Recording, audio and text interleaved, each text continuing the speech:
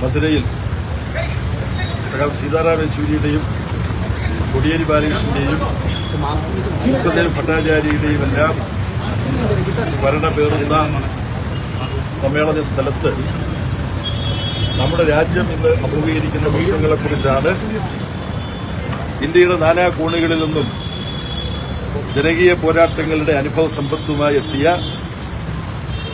10 ലക്ഷത്തിലധികം പാർട്ടി അംഗങ്ങളുടെ പ്രതിനിധികൾ ചർച്ചകൾ നടത്തിയത്.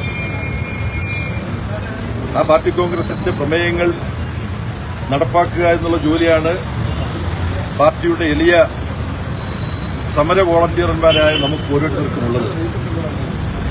പാർട്ടി കോൺഗ്രസിൽ പതിവുള്ളതുപോലെ പുതിയ കേന്ദ്ര കമ്മിറ്റിയെയും പോളിറ്റ്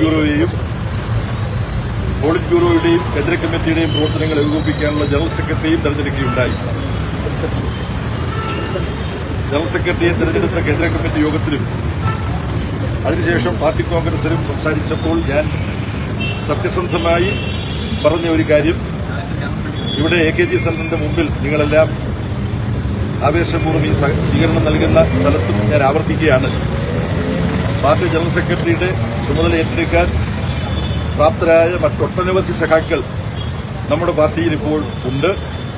എന്നാൽ അവർ ചേർന്ന് എന്നിൽ ഇങ്ങനെ ഒരു ചുമതല ഏൽപ്പിച്ചപ്പോൾ പാർട്ടി പറയുന്നത് അനുസരിക്കുന്ന ഒരാളെന്നുള്ള നിലയിൽ അത് അംഗീകരിക്കുക മാത്രമാണ് ചെയ്തത്.